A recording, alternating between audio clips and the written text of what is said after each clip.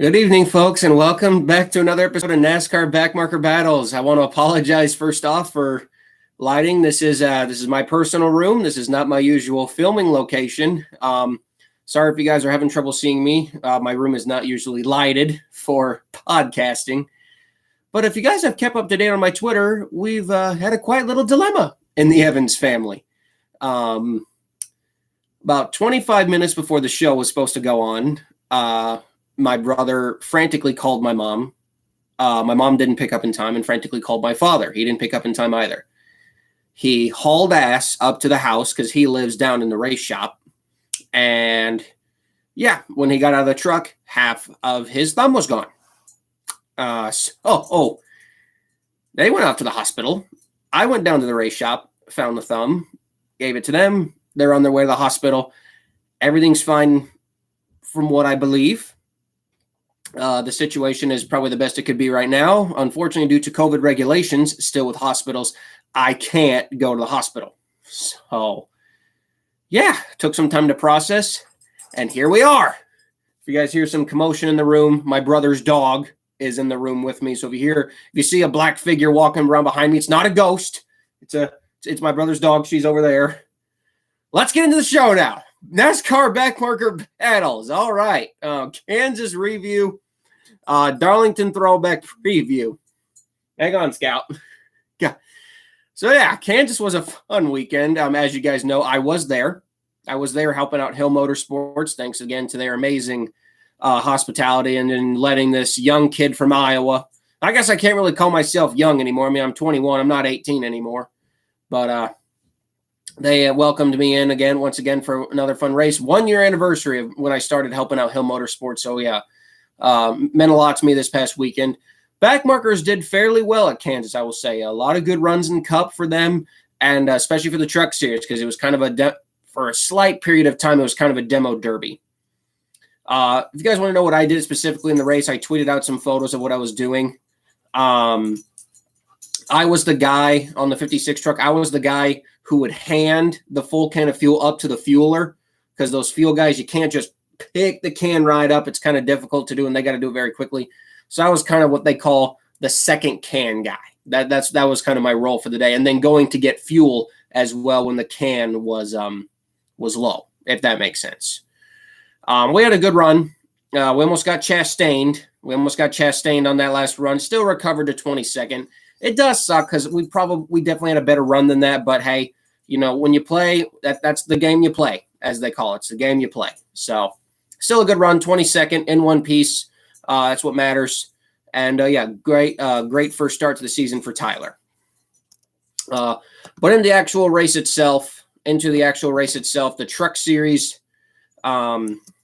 Heart of America 200, kind of a pretty cool Truck Series name. I do miss when this race was 167 laps. I feel like, for the people who don't remember, this race actually used to be 250 miles. It used to be 167 laps, not 134. It's kind of one thing I've noticed about the truck races lately is that people have been calling for shorter races, not shorter truck races, not shorter Xfinity races, but unfortunately that's what we've been getting if you guys haven't noticed. The truck races over the last couple of years have definitely gotten smaller. Looks like Scout wants to go upstairs. Give me 1 second, guys. All right, Scout, go upstairs. Looks like Dad's home now, so she's going to go see Dad. Sorry. Like I said, guys, this is such a wild episode. But yeah, we had 36 trucks enter, just the 36 trucks. And it's the one thing that I've been worried about this season, and one thing I've even thought about going a live stream about. Is the spec engine hurting the Truck Series? Is Ilmor being the sole engine supplier actually hurting the Truck Series? And in my personal opinion, I say yes. I do believe that Ilmor being the sole engine supplier is actually hurting the Truck Series. I believe it's hurting the ARCA series at this point because, as we know, it's been documented that Ilmor's prices, it's been told to me, that they are not where they used to be. When they first came out for ARC engines, they were more affordable than they were now, that's for sure. But I do personally feel that spec engines are not helping the Truck Series in any way. And we've had to call in some starting parks. The 34, while, it was kind of debated whether it was a starting park, whether it wasn't, was the 47 this past weekend of Tim Vines. Was he a starting park? It's been debated. People are debating about it, but the teams are saying they didn't. So I'm going to go with the team's word. They didn't start in park. I'm going to go with their word that they didn't, even though, we have other opinions that say otherwise. But you look at the Truck Series field, the 90 of Justin Carroll, this race wasn't even on his planned list. The 47 was a late entry as well. If you take out those two trucks, we only had 34 trucks on this entry list. With all due respect, I just don't think that that's a good sign, And even then, the 04 truck, they're not planning to run the whole year. It's just they're kind of on a race-by-race basis. The 22, the 22 has kind of been run by Rayom this year mostly, rather than AM, and they're not on the entry list for Darlington. Spoiler. So I just feel that Ilmore, something's got to be changed, because I do feel like the Truck Series product has taken a hit in the last, I would say, at least 3 years. The Truck Series product has not felt the same. To me, I don't know how you guys feel, but to me, the Truck Series product itself just hasn't felt the same as it has been even just a couple years ago, even during the COVID year. Even though the COVID year sucked because we couldn't go to the racetrack, we all got to admit, 2020 had some of the best races. Really did. It really, really did. Truck, Xfinity, and Cup put on some amazing races during that COVID year. And even in 2021, when we were still kind of halfway in the COVID year. So, when you look at those races then and look at them now, I don't feel the Truck Series is as fun to watch as it used to be. We had multiple leaders in this race, multiple leaders. Kyle Busch did not dominate. He was actually involved in an accident. He caused himself. He hit the wall, which kind of killed his truck for the day. Like I said, the 47, debatable whether it's a starting park or not. They said that they ran out of fuel, even though I tweeted out a video that clearly showed them going to the garage under power. We didn't really have an incident until about lap 55. Colby Howard knocked the wall down. They were about 4 stalls down from us. So I kind of peeked my head over the pit wall, and I saw the crew member, unfortunately, give the sign to the crew chief. A rough day for CR7. They crashed out in the ARCA race. Wasn't their fault.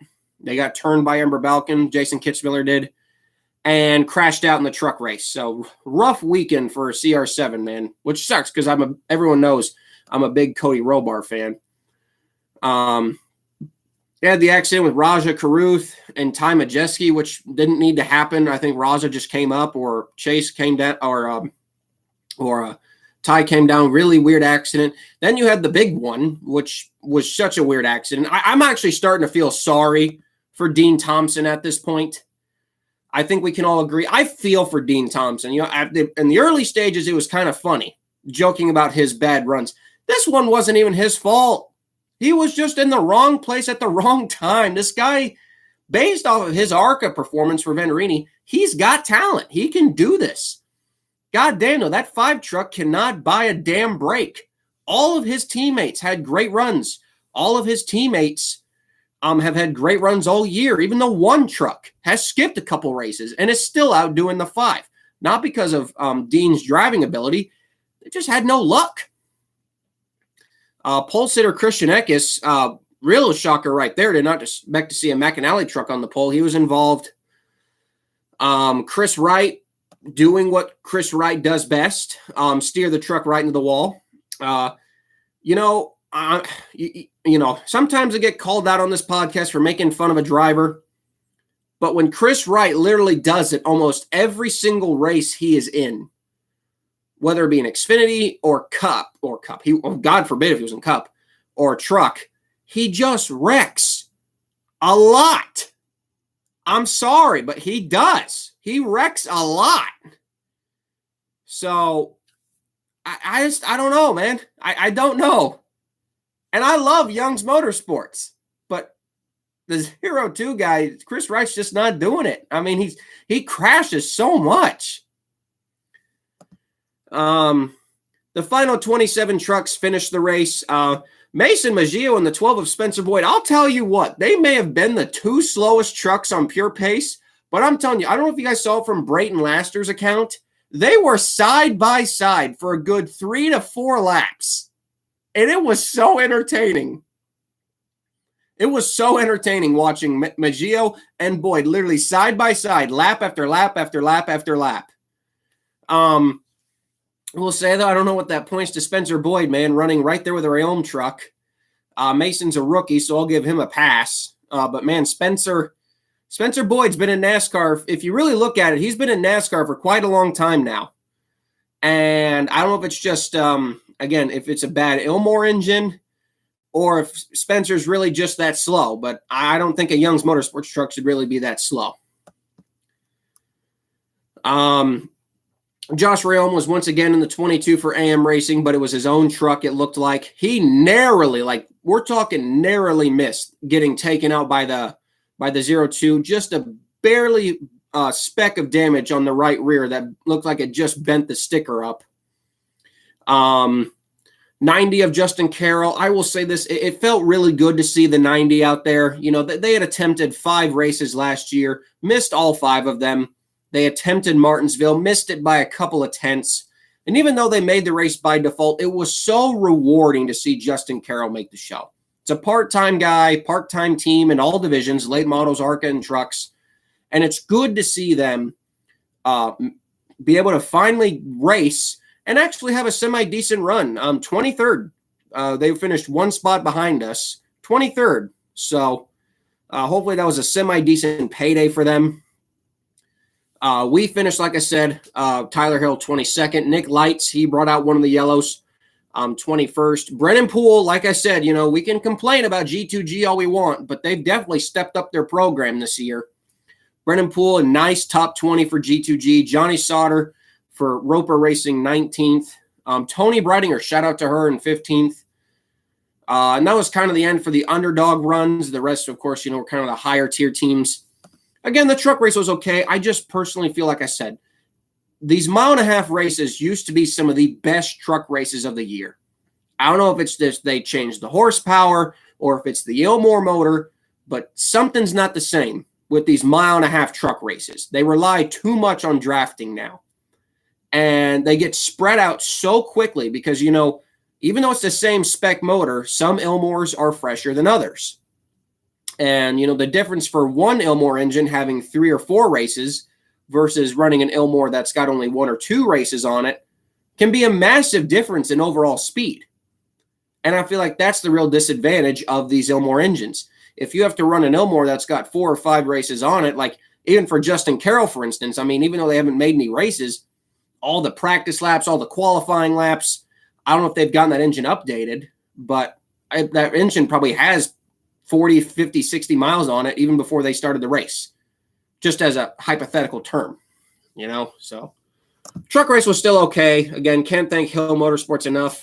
I will say, though, sorry for the shaky camera. Again, this is not a perfect stand. Again, if you're just tuning into the show, we've had a lot of crap go down, and this is not my usual hangout. This is my room, though, by the way. Yes, I live in a department store. I live in a practical department store. But yeah, that was the truck race. Cup race the next day. I was doing media PR for the racingexperts.com. Shout out to them. Go give them a check out. And boy, we had some stuff go down here. All of our 36 cars, of course. Josh Bilicki kind of had a rough weekend overall in the 78 team. They had an incident in practice, didn't make a qualifying lap, and overall were just pretty off the pace. From what we've even seen with BJ this year in the 78 and the move to Chevrolet, this kind of looked like the Live Fast from last year. Just overall the slowest car by a pretty decent margin. Because even the 2 Rick Ware cars, now granted, both Rick Ware cars this weekend, in my opinion, had A-plus drivers in them. A-plus drivers for sure in them. But yeah, the weak link in this race was definitely the 78 of Bilicki. I will say overall, this was probably one of the strongest performances I have seen out of the Rick Ware cars and the 77 of Ty Dillon. On pure pace, 22nd for Ty Dillon, which for the Spire team is actually very good. 23rd, yes, 23rd on raw speed for JJ Alien. It's not a 23rd place finish, just based off of attrition. 33 cars finished this race. JJ got 23rd. He was running top 20 lap times in those last couple laps and actually caught and passed the 38 of Todd Gilliland with 4 laps to go. JJ had a rocket ship, and he told me in a post-race interview that they had a top 20 car. So for all the people who have said that Rick Ware has not stepped up his program at all, that's just simply not true. Rick has stepped up his program. It's definitely not the same crappy program. I'll admit, as much of a Rick Ware fan as I've been, I've always been a Rick Ware Racing fan. They were no good when they started in Cup. 2017, 18, 19, 20, and 21, I'll admit, while I did cheer for them, they were slow, they were bad. They were. 2022 was a slight improvement. 2023 overall in terms of speed and finishes has been the best year for Rick Ware Racing. I can honestly say, Yaley in the 51, I like the fit. And we have Ryan Newman back next weekend, or this weekend, I guess. So, yeah, spoiler there, too. We've had guys like Brennan Poole in the 15. You have really solid drivers in this car. And when you have a solid driver like them, not a guy like Cody Ware, when you got a solid actual driver in the car, you can actually see what the car is capable of. And I feel like we really saw that out of J.J. Yaley. And we were seeing that out of Brennan Poole. If you guys were wondering what actually happened to the 15 of Brennan Poole, I wasn't able to get a picture of it. But Brennan Poole in that last run rear-ended someone bad. And I mean bad. The nose was knocked in pretty good. The hood was buckled up. And at a track where, handling and downforce is really everything, he was killed. He would go into the corner, and I guarantee you the car would wash up. He was basically limping to the flag that last run. And it's a shame because it killed what probably would have also been a top 25 finish. But still limped home to 28th. Not a bad run for them either. The final underdog results, Ricky Stenhouse Jr., I still consider them a backmarker team. I mean, they're not full-on backmarker. I consider them more of like a 28th place team, but just seeing the 47 team run so much better this year, especially after winning the 500, is so rewarding. I mean, as someone who has been a fan of JTG Doherty ever since the Xfinity days back in the late 2000s, it's so rewarding to see this Cup team finally do something continuously because, when they had Marcus Ambrose, they just didn't have the right funding with MWR. When they went on their own, again, Bobby Labonte, they didn't have what they needed. When they had AJ Allmendinger, they were touch and go. Those last couple years with AJ Allmendinger were no good. The years with Ryan Preece, it didn't work out. And I said when they got Ricky Stenhouse that this was going to be the guy that takes JTG to the next level. And while they had a pretty rough 2022, and even rumors about them shutting down, which were getting really close, people have no idea how close this team was to shutting down and how much this Daytona 500 win legitimately saved JTG Doherty Racing. Legitimately. It's so rewarding to see. Even though they qualified like crap because Ricky hit the wall, recovered all the way up to 12th. Great run for them. Ty Dillon, like I said, 22nd. JJ Yaley, 23rd. Not the best day for Front Row Motorsports. One of their weaker days. 24th for Todd Gilliland and 26th for Michael McDowell. But that's mainly because he had a speeding penalty on his last pit stop. Ryan Preece down in 27th, but he had a speeding penalty as well. Brennan Poole down in 28th. Noah Gragson, yeah, we know what happened there. Harrison Burton, but he kind of crashed again. But either way, another rough day. For Legacy Motor Club overall. They just had a really horrible year. And like I said, the 78 down in 33rd. Overall, is one of the best Kansas races of the entire year. You can definitely say that Rick Ware has stepped up its program, and I'm excited to see. I'm excited to see what Ryan Newman can do this weekend. We'll talk about more about that a little bit later. When we get to our Darlington portion. But, so yeah, that was kind of Kansas weekend. We're going to do owner points when we get to the Darlington portion, by the way, for people who are wondering. But that was kind of Kansas weekend. Very fun. Can't wait to go back there in the fall. Always love this track. For all the people who crap on Kansas saying it doesn't need 2 dates when literally Kansas Speedway has put on probably 3 of the best next-gen races. All 3 races so far with the next-gen car at Kansas have been nothing short of lower than 8 out of 10 races. I mean, the finish with Larson and Kurt Busch last year, awesome. Bubba Wallace going to his, I would say, his first real win on raw speed, racing there himself, awesome. And even though I'm not the biggest Denny Hamlin fan, that finish between the two of them and the fight, awesome. 3 great races in a row with 3 great winners. Well, again, I'm not the biggest Hamlin fan, but still a great finish. Still a great finish overall. But yeah, that was Kansas. Now we get into Darlington, one of my all-time favorite tracks on the schedule. And to race on. I will say this. I don't have iRacing, but I do have the old NASCAR Heat games. I got my old Xbox games too. Darlington's always been one of my favorite tracks to race on just because of how it's 2 different corners. And I always set on my game maximum tire wear. So that way you really have to race the track lap after lap after lap, even in the video game. I don't know what you guys do, but I love Darlington overall. It's one of my favorite tracks on the schedule. But yes, it's throwback weekend. Start off with the truck series. The Buckle Up South Carolina 200. We've got 37 trucks. Some of the oddball entries that are here on this list. We got Bubba Wallace driving the 1 for David Gilliland, or Tricon as they call it. Johnny Sauter returns to the 04. Caden Honeycutt, love Caden. He'll be driving the 20 for Young's Motorsports. Ryan Vargas and On Point Motorsports return in the 30. Josh Rayom returns to the 33. Brennan Poole returns to the 46. Dawson Cram will pilot the 47 for G2G. William Byron comes to the 51 for Kyle Busch. Timmy Hill returns to the 56. And Parker Kligerman and the 75 teams show up. One truck that we did not mention was the 22 of AM Racing. Now, from what I was told, that partnership between the AM Racing and Josh Rayom is no longer there, apparently. So I don't know where that leaves AM Racing and their truck program, because they have a full-time ARCA program and a full-time Xfinity program to look after. I know they got trucks in the shop, but this is definitely interesting. Now, they will be back later in the year. It's not mean the team's shutting down, but you know, especially for Wilkesboro, a race that's going to have well over 36 trucks, they need to stay as high in owner points as possible.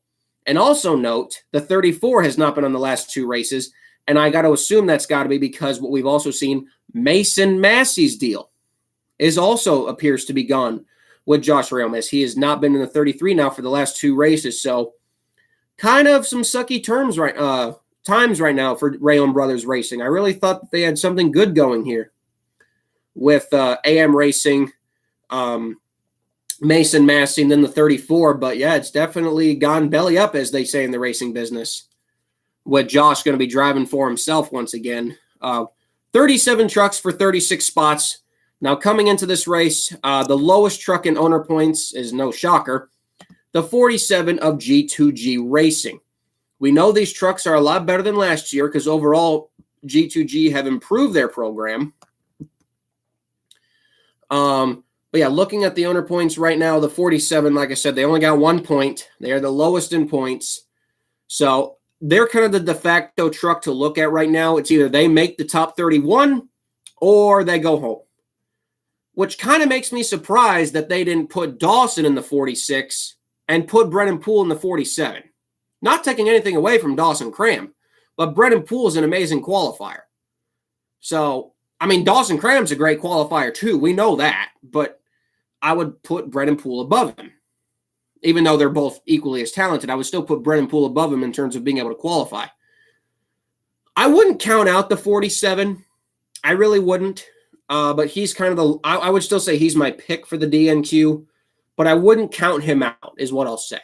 Now, if he does crack the top 31, the next trucks that would be in line to go home, we know the 75 is going to be quick enough. We know the 7 Spire entered this weekend. Yes, with Corey LaJoy, one of the oddball Spire truck entries. We know they'll be quick enough as well. So that would put the next truck in real jeopardy would be Ironically, the 33 of Josh Rayom actually would be the 20 of Caden Honeycutt. But we know Caden is a good qualifier. So I would be a little concerned this weekend if I was the 33 team and Josh Rayom, because I think the 47 has a chance at making this. If the truck can hold together for 2 laps, I think Dawson has a shot at this. But I'd be a little concerned if I was Josh Rayom. And I hate to see this happen for Josh Rayom and his team because they had just expanded to ARCA. They're going to run an ARCA car for his younger brother at some point this season. But yeah, it's some not so great times over at Josh Rayom, which sucks because I really thought his combination effort with Mason Massey was a great combination, as they call it. Moving on to Xfinity, the Shriners Children's 200. We got a big entry list for this race. Some awesome throwbacks. We got like 17,000 Kevin Harvick throwbacks in here. 41 cars for 38 spots. This is going to be the definite most interesting qualifying session of them all. One of the oddball entries for this race was the 77 of Carson Hocevar. This was not on their original schedule list, but because they withdrew from Dover, they just simply decided to go to the next race, which was Darlington. So they'll be in this race. No owner points for the 77. So even though the 77 is really a glorified junior motorsports car, they still got to qualify on speed. So if Carson knocks the wall down in qualifying or we have a magical rainstorm, the 77 is still not safely locked in by any means. So that's going to be one of those what-if cars. He's definitely going to have to be clean. Some of the other cars based off of owner points that are kind of in trouble, obviously CHK, obviously MBM, and the 07, and I'll even throw in the 4. All those cars that you could easily say are kind of in trouble, whether or not they might make the race or not. Chad Fincham's in the 66 for MBM. They got sponsorship from Wild Willie's, but it just makes me wonder, man, they've struggled for speed this year, and Chad crashed out in last year's practice session. Like I said, Garrett Smithley, he's just had a tough go. But we just got so many oddball entries. We got the 3 and the 77 who are part-time, so we don't see them every week. Man, I tell you, it's hard to pick. It really is hard to pick some of these, pick these DNQs. But if I had to pick 3 cars to go home, unfortunately, I'm going to pick the 74 again. I love them. I think they will beat a couple cars for sure. But I just don't see him beating 8 cars. I hope to be proven wrong, though. Unfortunately, I'm going to go with the 66 as well. Again, I think they will beat more than enough cars, but I don't think they're going to beat enough. And I'm actually going to throw an oddball DNQ out there, and I'm actually going to go with the 53, unfortunately, for Matt Mills. Not based off of Matt Mills' driving ability, but just kind of we've seen the Emerling Gase cars not particularly run very well in qualifying. They more run better in the race. So it's not really down to the drivers. It's just kind of down to the equipment. And that's not a dig at those teams. It's kind of based off of what we've seen all year. It's not a dig at the teams at all. It's based off of results of what we've seen all year. But I hope I'm proven wrong. I mean, it'd be awesome if both MBM and CHK could get into the race. If that honestly happens, that would be freaking awesome. It really would. It really, really would be awesome. But yeah, the Xfinity race should be fun. Lots of great throwbacks. If I had to pick the best throwback, I forgot to do this for trucks. If you want me to pick the best throwbacks in trucks, that goes to Tricon Garage. Now, normally you thought I would say Timmy Hill because I work for him. And yes, his throwback is awesome too, to Ted Musgrave. But without a doubt, Tricon Garage wins for best throwback in trucks. All of their trucks resemble Red Horse Racing. Love it. And they brought back the old box-style number fonts. Love it. Beautiful. For best throwback in Xfinity, I'm an Earnhardt fan, so I got to go with it. Jeffrey Earnhardt running the Wheaties car, or the Wheaties throwback, in my opinion, wins best throwback. And you can call me biased because I'm an Earnhardt fan, because I know most people would probably say either Josh Williams or Blaine Perkins for their Kevin Harvick throwbacks, but I'm an Earnhardt fan, so I got to go with the Wheaties car. Jeffrey Earnhardt is my favorite throwback. of the Xfinity throwbacks. Sorry if you disagree with that, but I'm an Earnhardt fan at heart, so got to go with Earnhardt, tried and true, especially when they've done a paint scheme or a wrap, especially when they've done an Earnhardt throwback that has not been done yet. That's what I love. They're still doing Earnhardt throwbacks that have not been done yet. Although I'm not sure how many more that they could be done. Because I know they did the patriotic throwback. I know he did the gold throwback. I'm sure there's some other Dale Earnhardt cars that Jeffrey could do. But we'll have to see. But yes, the DNQs I'm picking are the 66, 74, and 53 are my DNQ picks. But again, hope to be proven wrong. And the final entry list, the Goodyear 400, the only 36 cars as usual, no open cars, which sucks, but it's just kind of the new norm. The only oddball entry list changes here. Brennan Poole is still in the 15. No J.J. Yaley. Ryan Newman returns to the Cup Series. Great to see. And a awesome throwback. Shout out to Biohaven and Jacob Companies for making the car, the 51 car, look as realistic as it did back when it was the 12 car. Since they're doing a Ryan Newman 2002 throwback. So shout out to them for willing to change the logos. It's always awesome when the sponsor is willing to change it up. And I will say, some people were wondering, you don't have to do throwbacks. But I will say this, with all due respect to the 2311 racing team, they had Dr. Pepper. Dr. Pepper has been in NASCAR for a long time, off and on. And in my opinion, they had no better opportunity than this weekend to do a Tony Roper throwback. Back when Tony Roper drove, I believe it was the 50 car for like Joe Washington. Remember that football player? He had a Busch team in the late 90s and early 2000s. Tony Roper briefly drove for that team. As we know, Tony Roper unfortunately lost his life. And it would have been such a perfect throwback. Go look up the paint scheme right now. You'll see what I'm talking about. They're not even running a Dr. Pepper throwback. You had a golden opportunity for merch, for T-shirts, die-cast sales, to do a Tony Roper Dr. Pepper throwback. And they didn't do it. I know it's Backmarker battles, but that's just a gripe because that was a Backmarker team. That 50 team sucked. I mean, sorry. That car needs its own video one day. But still, such a missed opportunity, in my opinion, for a throwback. Tony Roper, 50 car, sponsored by Dr. Pepper for the throwback weekend at Darlington. It fits right there. And you're not doing it. Same thing goes with Kyle Busch. RCR not doing throwbacks. I understand. It's not the Southern 500 weekend, but RCR is one of the most legendary teams in this sport. And they're not doing a fucking throwback. Oh, I just cussed. Sorry, but I'm mad. Sorry. It makes me so mad that you're one of the most legendary teams in the sport. You have two of the most iconic racing numbers, and you're not doing throwbacks.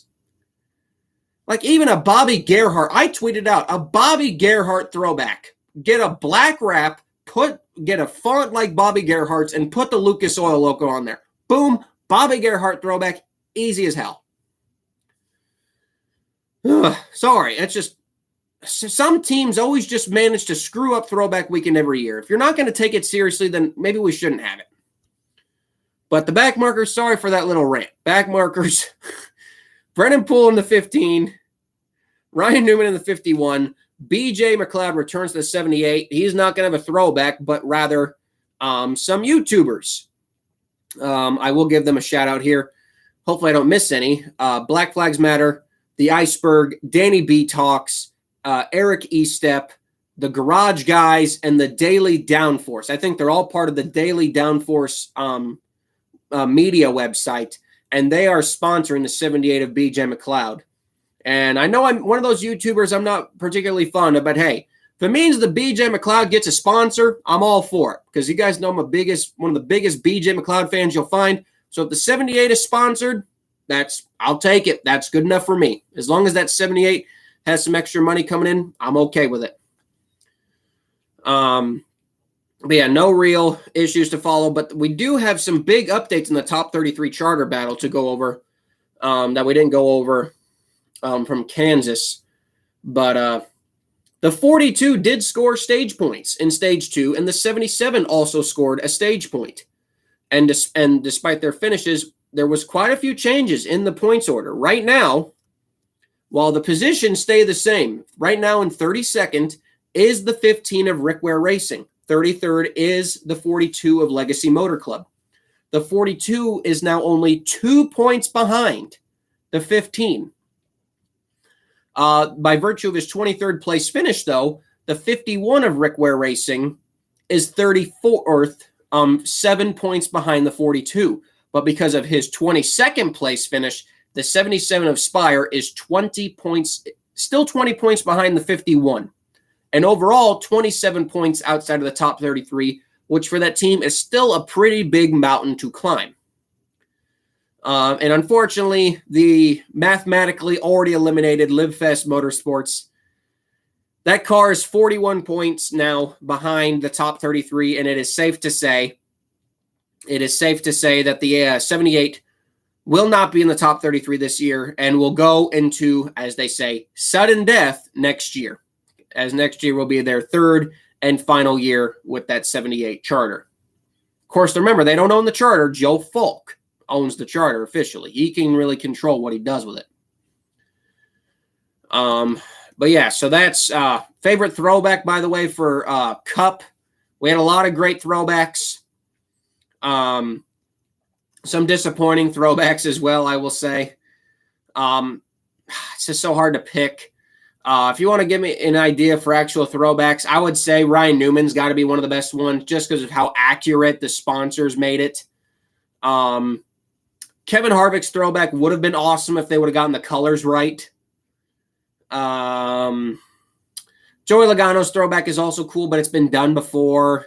Martin Truex Jr.'s throwback's just disappointing. It's not even a throwback. It's just different colors. The 43 is cool, but we've seen many STP throwbacks.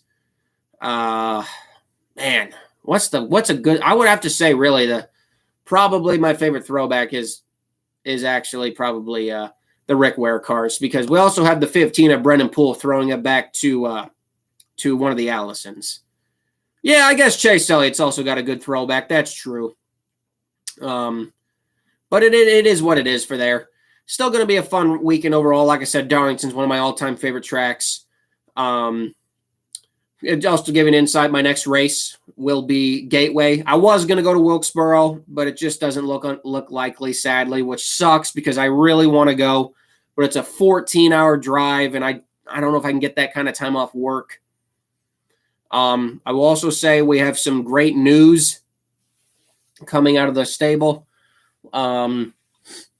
Something cool to announce right here that we're trying to get this account monetized. We're having some trouble getting. I'm still waiting for some verification codes and all that crap. You get for the people who have permanent YouTube channels, you guys understand what I'm waiting for. Just some stupid pin codes and stuff, and then we'll get actually monetized.